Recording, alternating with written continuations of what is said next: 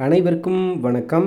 இன்றைக்கி இந்த வீடியோவில் டிஆர்பியிலிருந்து வந்திருக்கக்கூடிய நாம் எல்லாம் எதிர்பார்க்கக்கூடிய மிக முக்கியமான அப்டேட் தான். அதாவது பிடிபிஆர்டிஇ எக்ஸாம் பற்றி தான் இந்த வீடியோவில் பார்க்க போகிறோம். பிடிபிஆர்டியுடைய சில முக்கியமான அப்டேட்ஸ் எல்லாமே வந்திருக்கு. அடுத்தடுத்து என்னென்ன நடக்க போகுது, எப்போ அப்பாயின்மெண்ட் ஆர்டர் கையில் கிடைக்கும், ஸோ என்னென்ன ரிலீஸ் பண்ணியிருக்காங்க அப்படின்றத ஒன்று ஒன்றா பார்த்துடலாம். நீதிமன்றத்தில் எக்கச்சக்கமான பிரச்சனை, அதெல்லாம் தாண்டி நீதிமன்றம் சில உத்தரவுகளை போட்டிருக்கு. அதன் அடிப்படையில் ரிவைஸ்டு லிஸ்ட் ரிலீஸ் பண்ணியிருந்தாங்க. ரிவைஸ்டு செலெக்ஷன் பட்டியல் ரிலீஸ் பண்ண போகிறாங்க. ஸோ அதன் அடிப்படையில் கலந்தாய்வு கவுன்சிலிங் நடக்கும். கவுன்சிலிங்க்கு அப்புறம் உங்களுக்கான கவுன்சிலிங்குடன் இவருக்கான பணி நியமன ஆணை அதுவும் கொடுப்பாங்க. அப்பாயின்மெண்ட் ஆர்டரை பொறுத்தவரை கவுன்சிலிங்க்கு அப்புறம் உங்களுக்கு கடிதங்கள் மூலமாக தபால் மூலமாக வரும். அது சம்மந்தப்பட்ட செய்தியை நீங்கள் மெயில் மூலமாகவோ அல்லது ஃபோன் பண்ணியும் சொல்லுவாங்க அப்படின்றது தான் தகவல். ரைட்டா? ஸோ இதுதான் தற்போது இருக்கக்கூடிய அப்டேட்ஸு.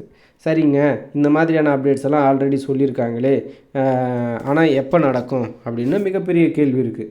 ஸோ நிறைய இந்த மாதிரி இதுதான் அப்டேட்டுன்னு எங்களுக்கும் ஓரளவுக்கு தெரியும். எப்போ இதெல்லாம் நடக்கும் அப்படின்னு பார்க்கலாம்.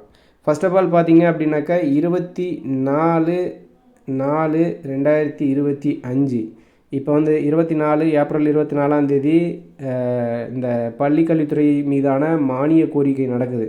அந்த மானிய கோரிக்கையின் மீது என்ன கேள்வி கேட்பாங்க அப்படின்னாக்கா, நீங்கள் தொடக்க கல்வியில் உயர்நிலைப்பள்ளி மேல்நிலைப்பள்ளின்னு சொல்லிட்டு பட்டதாரி ஆசிரியர் நியமனமாகட்டும் இடைநிலை ஆசிரியர் நியமனமாகட்டும் எவ்வளோ போஸ்டிங் எடுத்திருக்கீங்க, புதிய பள்ளி கட்டிடங்கள் என்னென்ன திட்டத்துக்கு எவ்வளோ நிதி ஒதுக்கியிருக்கீங்க, இந்த மாதிரியான கேள்விகள் எல்லாம் வரும். அப்போ எஸ்ஜிடி எக்ஸாம் ஆகட்டும் பிடிபிஆர்டி ஆகட்டும் ஏன் பணி நியமனங்கள் பண்ணலை, என்ன ப்ராசஸ் பண்ணிகிட்ருக்கீங்க, ஏன் இதை அப்படியே லேட் பண்ணுறீங்க, இந்த மாதிரி கேள்வி கேட்பாங்க. இந்த கேள்வியின் போது இதை சமாளிப்பதற்காகவோ இதை பற்றி அங்கே ஒரு பதில் சொல்லணுன்றதுக்காகத்தான் இப்போ சில அப்டேட்ஸ் எல்லாமே விட்டுருந்தாங்க. நீங்கள் நல்லா பார்த்துருப்பீங்க. எஸ்ஜிடி எக்ஸாம் பார்த்தினா ஒரு சிறு துரும்பை கூட கிள்ளி போடவில்லை, அப்படியே விட்டுருந்தாங்க. பல மாதக்கணக்காக அப்படியே கடந்துச்சு எஸ்ஜிடி எக்ஸாம். ஆனால் இப்போ பார்த்திங்க அதுக்கான ஆன்சருக்கே வெளியிட்டுட்டாங்க. அடுத்தடுத்து அப்டேட்ஸ் வரப்போகுது அப்படின்ற விஷயத்த நம்மளால் பார்க்க முடியுது. பிடிபிஆர்டியும் அதே மாதிரி தான். இது பல பஞ்சாயத்துகளுக்கு மத்தியில் இப்போ தான் ஓரளவுக்கு முடிஞ்சிருக்கு. ரிவைஸ்டு செலெக்ஷன் லிஸ்ட்டும் விட போகிறாங்க நீதிமன்ற உத்தரவுப்படி. ஓகே, அடுத்தது கவுன்சிலிங் நடக்க போகுது. அப்பாயின்மெண்ட் இப்போ அது இப்போ 2024 ஏப்ரல் 24 மானிய கோரிக்கையின் போது இதுதான் சொல்லுவாங்க. நாங்கள் ரிவைஸ்டு செலெக்ஷன் விட்டுருக்கோம், கவுன்சிலிங் நடக்கும். அதே மாதிரி கவுன்சிலிங் நடந்துகிட்ருக்கு.